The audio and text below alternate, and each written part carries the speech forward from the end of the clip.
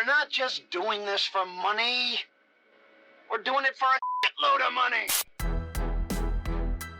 Welcome to the Money Tree Show, where we bring you high-level multifamily investors as well as industry-leading experts. We tease out the skills they've acquired, the habits, and the mindset they've developed to make them ultra-successful in the real estate space. It is our goal to give you the knowledge you need to either start your multifamily journey or expand your current portfolio. Whether you're an active investor or looking for a passive investment to supplement your income, this is the podcast for you. All right. Hello, everyone. How are you today? This is Anthony Vandermeer, host of the Money Tree Show. I'm here with Matt Damon, my co-host. And today we're going to flip the script a little bit. I'm going to be interviewing Matt on our most recent deal. We're going to go over the deal itself, the market it's in, how we got the deal. Matt, how you doing today? Fantastic. I'm excited to talk about this. This is a tremendous opportunity that we have for ourselves and for our partners, and looking forward to deep diving this. Really to showcase what good looks like. As folks look at real estate investing, I think a lot of us don't have a sense of what does good look like. We see a lot out there. If you go online, you can see all sorts of real estate deals. Some are good, some are bad, some are in between. And I think this is an opportunity to redefine what good looks like. Yeah, absolutely. And so before we dive into the deal, as you know, we've always heard the market is a big part of the deal. So it's in Worcester, Massachusetts, your backyard. What do you like about Worcester, and what drew you to that area? Yeah, I'm a big fan of Worcester, Massachusetts, and the reason being is this is located about a little over an hour west of Boston. It's the second largest major city in Massachusetts, and it's one of the larger ones in terms of the whole New England area. There's several things I love about Worcester. There's 7 colleges and universities in Worcester. Worcester Polytech being one of the major engineering schools. There's Holy Cross. There's Clark University. There's a lot there. But then when you think about the hospital system, there's a lot of colleges, Mass College of Pharmacy, there's UMass Medical School, and then there's the whole hospital network. So you have St. Vincent's Hospital, you have the UMass Memorial Hospitals, and those are major employment centers for a lot of people. So you have a lot of young people coming into the area. You have a lot of jobs in the area. And then the other piece that we really like is that there's been a lot of old mill buildings that over the years have been converted into biotech lab space. So you have a super high quality workforce that's coming in there, and it's over 40% cheaper than Boston. So we've seen a net migration of people moving out of Boston and the Boston suburbs towards Worcester and into Worcester from both a tenant perspective, but also from a commercial perspective. Biotech labs filling these places, startup communities, luxury housing being developed, luxury apartments being developed in this market. And so this is a market that's poised for massive growth as prices continue to be sky high throughout the Boston market.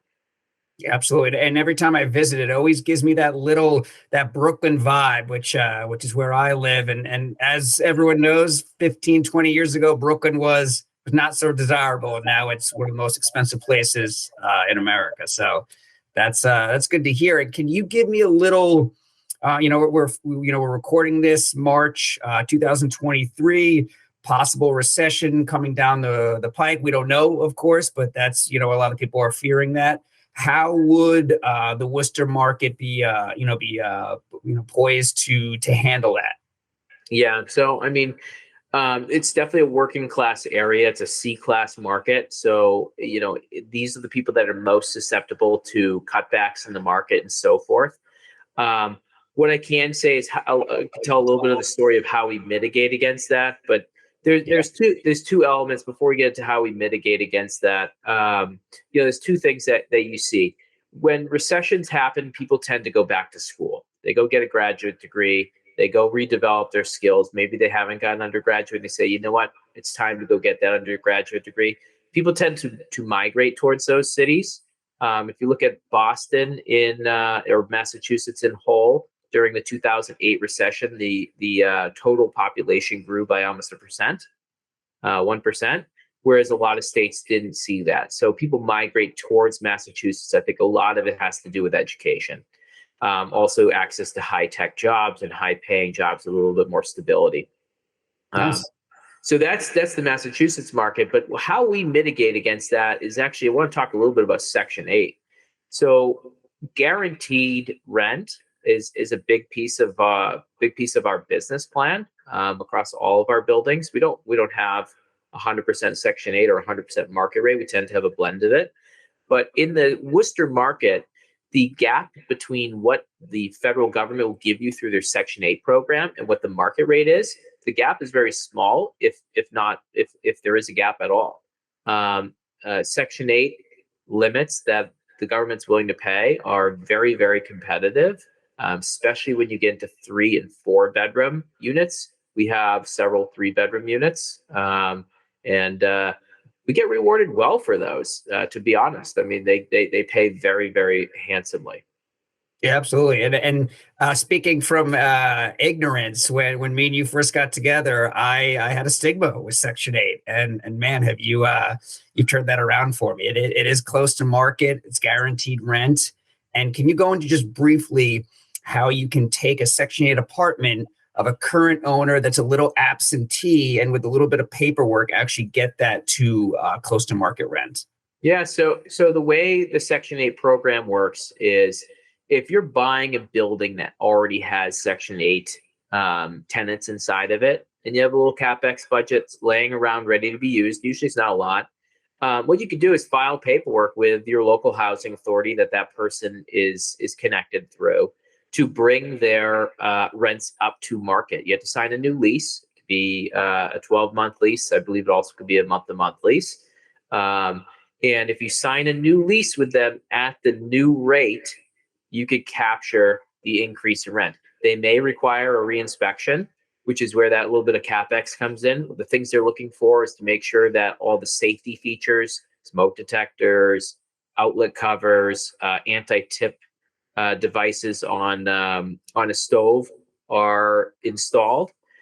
As long as you cover the sort of regular safety things, that's all they're looking for. They're not looking for anything beyond that. The inspections are quick. They're 15 to 20 minutes. They come in, take a couple photos, ask a few questions, test some things out, and they move on. And so we took this building, and I don't want to jump too far ahead, but we took this building, filed some paperwork, and it massively increased the amount that we were able to collect in rent without any real impacts to the tenants. And that's something that I truly like about Section 8, is that you can definitely increase your NOI very quickly with little impact to the tenants in their living situation, and it just can be a win for your investors and yourself.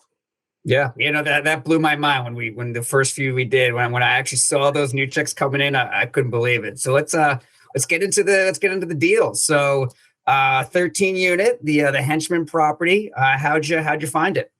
Let me back up for 1 second on the Section 8 thing. I just want to clarify one piece. So with Section 8, one thing that's misunderstood with a lot of newer investors or folks that have not explored the Section 8 program. What does the government actually pay versus what does the tenant pay? All right, so that's a question that comes up quite a bit. And so stepping into that, the Section 8 program, it depends on the individual. So they kind of underwrite the individual's financial situation, and they may pay all of the income. They may pay 80%, 70%, 60%. And so that's a big piece of the program, but typically it's around 60 to 70% of what they'll pay, and the remainder is paid for by the tenant. So if you raise rents from, say $1,000 to $1,500 because they haven't been raised to fair market rent in a long time. Fair market rent's $1,500 a month. That's what they should be paying. You've increased it by $500. Your tenant is going to experience a bill increase of, on maximum, probably about $150 for that. So, for a tenant that's been in a building for 5-10 years without any rent increases whatsoever, going up $150 a month certainly isn't that bad compared to a $500 a month increase that you'd be going with a market rate tenant. And so you don't want to do that. You can't jump from, you can't jump to a $500 per month increase in rent easily. You can with the Section 8 program. It certainly softens the blow pretty substantially. No, absolutely. Just to add on that, like, I was surprised. Most of the tenants that we've dealt with, they've been happy for us to come in because now there's no longer an absentee landlord. I mean, if I were in their shoes and I now have a landlord that's going to take care of all my issues and handle everything promptly, and all I have to do is pay an extra $150 a month, I mean, of course, it's a win-win. Yeah, and to your point there, so when we took over this building, we went to all the tenants and we gave them forms and said, fill this out, tell us what's wrong with your apartment. We have a budget. And we said, the budget is for now. We want to fix everything that has an issue to it now, because after 12 months, the bank takes away any funding that we have towards our CapEx. And then we just have to go on, our regular repair budget from here on out. So we're like, we want to know every issue now. And what's funny is people came to us and said, my stove hasn't worked in 2 years. My fridge doesn't work. It's room temperature inside and growing mold inside of it. And you're like, wait, your fridge doesn't work? What does that mean? They're telling us, we go shopping every other day because we can't afford to put anything in the fridge because it doesn't last. It just gets ruined. Like, Yeah. how do you live like this? That's not allowed. That's not acceptable. So to your point about $150 a month increase in rent, people are like stoked when they get a new fridge. They're stoked when they get a new stove. They're stoked when they have an owner that shows up that wants to help out, wants to be active, wants to participate, make sure they have high quality living. So it's a win for everyone. Yep, there you go. All right. So yeah, it is a win-win for everyone. And so let's get these numbers. So I know, for sake of time, so Henchman, we found it through a wholesaler. Is that correct? That's correct. Yep, a lot of networking. We came across a group of individuals. This is the second building that we bought from them as wholesalers. We bought a 7-unit from them previous to this, and then we just bought this 13 units in December. Nice. All right. So what was the purchase price? Purchase price in this was $1.8 million for 13 units. It consisted of 2 and 3 bedroom apartments. They were in good shape, but not in great shape. They weren't in poor shape either. So they didn't need to be gutted to the studs. We didn't have to do any of that kind of thing. But we did have to come in and cosmetically repair all of the units. All right. So 1.8, what was the CapEx budget on that? So our budget was about $200,000 for it. We renovated, and that was, about $15K per apartment is what we were trying to aim for. We figured we wouldn't get through all of them, but we got through most of them. We were able to get in, renovate most of the units. I think to date, we've spent about $170,000, $173,000, somewhere in that ballpark. And so we have a little bit left, but it's only been 4 months and we've renovated 8 apartments. Nice. And I know part of the reason we were able to get those renovated so quick, or you were able to get those renovated so quick, and your team was because a bunch of the units were vacant. That didn't scare you at all? We love when we buy buildings with vacancy. Give me vacancy all day long, because it really allows our team to get in there, and it allows them to operate at scale. When you have multiple apartments that are available, they can lay all the new flooring on all of the units. They can put in all the new countertops. They can bring in all the new appliances all at once. Allows them just to stay focused on one property the entire time. So the more vacancy, the happier I am. Usually the banks don't love it, but given our track record and how we've shown that we've been able to take vacant or near vacant buildings and get them up to speed running quickly. And these aren't boarded up buildings. They're not things that are terrible. They don't look awful. They're just cosmetically not pleasing to the eye. They have, some of them have some issues, leaking pipes, those sort of things. And we get in there, we clean it up real fast, and we get it going. Yeah. Heck yeah. All right. So $2 million all in. Do you remember what the NOI or the rent roll was when we purchased? Yeah. So we bought this property. It was producing about $9,000 a month in rent. So not a lot, actually very low. Today it produces $23,000 a month, and we still have room to grow. We have a couple of apartments that the rent hasn't gotten to market yet, but we're close. We'll get there by the end of the year for sure. Yeah. So $9K to $23K in rent. So that must have taken a good, year and a half? Yeah, one would think. I mean, we're 4 months in, so we got there 4 months in with individuals that have strong. You can underwrite this property. They have strong um, financial backing. So some of our tenants are, like we said, Section 8 tenants, which means that the government's paying a big chunk of their bills.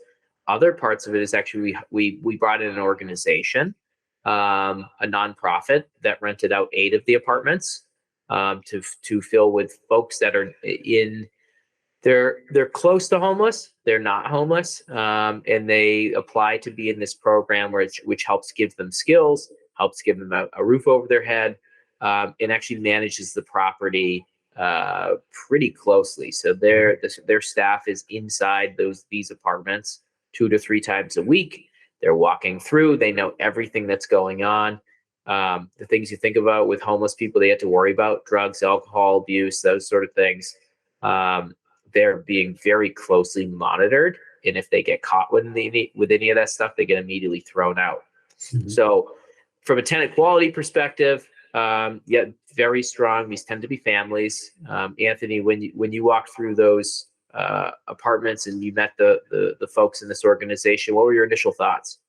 I was shocked. I expected it to be, as my wife jokingly said, "Well, what are you buying a homeless shelter?" And it was not that at all. I mean, the organization, great representation, great people, and then the families that were in there for, this, Matt. Like, I hate to say it, but a lot of what we do is we buy dilapidated buildings, we renovate them, and we put in, Class B tenants that can afford high rents. And this was just a great notch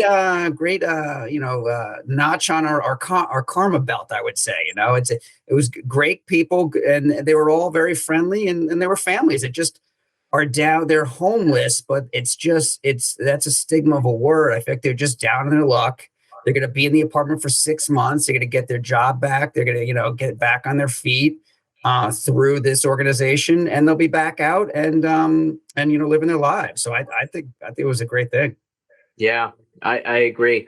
And we're not, and the beauty of this is we're not underwriting based on their credit. We're underwriting based on the credit of the organization, which has been around for over 100 years, right? Backed by, the state of the Commonwealth of Massachusetts, backed by the federal government. That's where they get most of their funds from. And so that's a big piece of, like, you can feel sure that you're going to get rent. You can also feel pretty sure that they're going to be around long enough, and they get the systems and policies in place to make sure that there's not abuse happening. Mhm. And another piece of it that I like is they actually take on a lot of the repairs themselves. So tenant damages are the responsibility of the organization to replace instead of us. Mhm. We're used to taking on tenant damages, right? We know our tenants, we get to know them well. They know us by on our first name basis, and a lot of times they have our phone numbers and so forth. And so we know our tenants. But when it comes to a building like this, we don't know our tenants because they cycle, they come and they go, right? Mhm. When they get on their feet, they move out, they move on to a different place. So they don't know us, we don't know them. And so we don't have any sense of really, like, the who is moving into our business. But through this organization, we feel confident that if there is any damages, it's covered. It's Mhm. something that we're not thinking about, not having to worry about. It's covered through the organization. Gotcha. And I believe, even the very secure organization, but I believe it was your idea. We staggered the leases so that so this way not all come due at once. They're staggered out, and they are staggered all in the summer as well, so that if we do have to re-rent, we're renting at the best time and not all at once. Correct? Yeah, that's 100% it. We really tried to be very strategic in this approach, that we didn't lose all of our income one day without notice. Mhm. There's a 60-day notice that's required for both us as the landlords and for them as tenants. If they decide to go in a different direction, that's okay. Some of their leases will expire, like, say, in June, the end of June. Some would expire July. Some would expire in August. That way, to your point, we're not trying to rent something out in the dead of winter when it's really, really hard to both move and find someone that wants to move. We're not going in with an uphill battle. So that's sort of the beauty of how we structured our leases here. Yeah, you tell me that one. I'm going to run with that for all my New York properties too. Just they all got to expire in the summer when rent's at its best. Well, there's no sense in doing a 12-month lease and like committing to that time frame if it's going to leave you in a worse off position. Mhm. Commit to a shorter lease, an 8-month lease, or a longer lease, a 20-month lease, Yep. or whatever it is that gets you to the place where you want to be. Those 20-month leases or those 2-year leases or anything over a year, you're probably better off doing anyways, because the tenants want to know that, hey, listen, my rent's not going to go up in a year, or you're not going to want to ask me to leave after a year. So they get a little bit more stability in their in ability to plan their life a little bit more. And then when you're ready, when the summer ends, or when you get to that end of that lease term, you can start to renegotiate and think about what do you want. Yeah, no, absolutely. All right. So this building all in $2 million. Rent went from 9K to 23K. What that do to the evaluation of the building? Yeah, so we increased the NOI to about 200, a little over $200,000 per year. Um, this market is a 7.2% capitalization rate. So if you start to look at, and I'm just going to grab my phone just to show you simple math here. Let me define a few terms here. So net operating income is your income that you take in from rent minus all expenses before your mortgage payment. That's what NOI is, because everyone gets different mortgage terms and so forth. So if you take a $200,000 net operating income or NOI, and you divide that by the capitalization rate of the area, which is 7.2%, you get a valuation of $2.8 million roughly. All right. So we bought this building for 1.8. We put about $175,000 into it. Call it $2 million we're all in for. And the valuation of it's already $2.8 million, and we just started, right? We still got things that we could raise the rent on that we're not quite there. Mhm. So there's a lot more opportunity. And then we always underwrite conservatively. So I'll give you an example. We talked about how these properties, we have tenants in there, and our tenant will pay for repairs out of pocket, but we didn't bank that. We kept our same repair budget. We kept our same capex budget. We have 100% of our buildings occupied, but we still factored in a vacancy factor. So we would basically take about 15% of the income each month, and we set that aside for a rainy day. And we're Mhm. still making $200,000 in net operating income at the end of the day. So if you start to strip some of those things back and rip that out, the valuation's probably closer to 3 million. Gotcha. That's not a bad 4 months. I will tell you that much. And I know obviously me and you own the portion of the building, but we brought in some financial partners as well. Can you give a quick breakdown on what they can expect, what the time frame is, and all that? Yeah, so we formed this as a partnership. So there is, I believe, it's yourself, myself, and 4 other individuals that are owners in this. We are the managing partners; they are non-managing partners in it. So that's the way we're structured.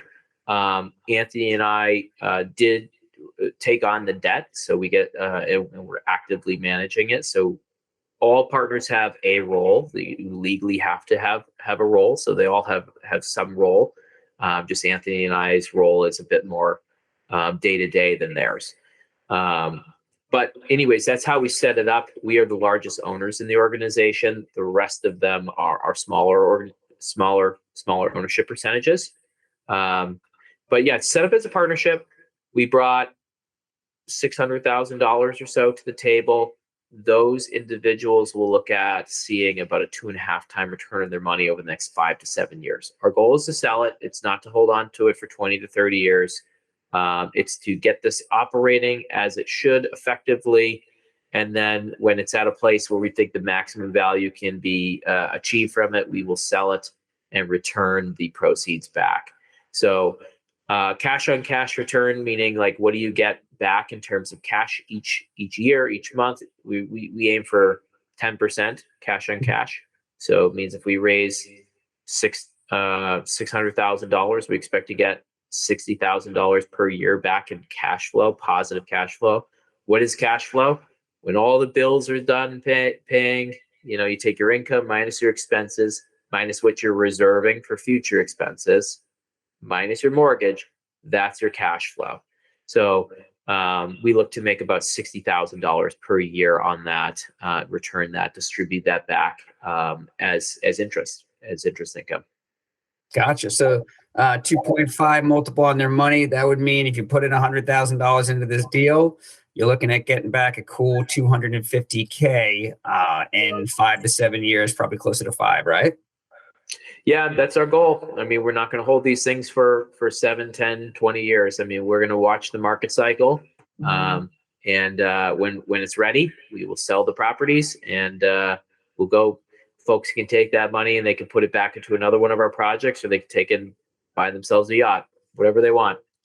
Sounds good to me. I think the better idea would be putting into another project, but I guess yachts are fun too.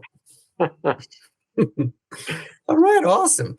Well, this is Anthony Vandermeer with the Money Tree Show. I'm with Matt Damon, my partner in this 13 unit.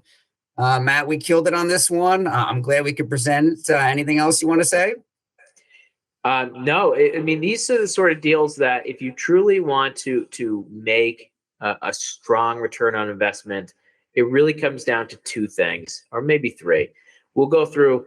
You need to buy it at the right price. You need to get the right price for your deal. You need to operate it really well. Our properties are managed by professional property management.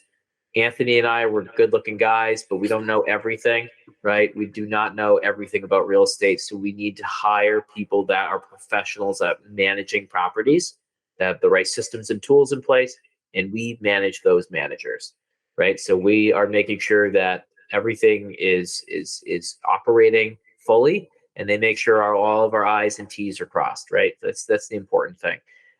So property management, hugely important. So we said buying at the right and managing these things well. Those are 2 very critical, important pieces. And then if you're buying properties that need to be rehabbed, make sure you have an experienced team that's good at doing this. I own a business that this is what we do. We do it to single family houses. We do it to multifamily houses, and we do it to apartment buildings. So it's one of the reasons why Anthony and I have performed so well at this and been able to accomplish this so quickly, because this would take most teams months to be where we're at. Yeah, absolutely. Looking forward to doing the next one with you, Matt. Thank you. All right. Bye, everyone. Thank you for listening to The Money Tree Show. We hope to inspire you to achieve financial freedom. To see a sample real estate deal, head over to www.themoneytreeshow.com.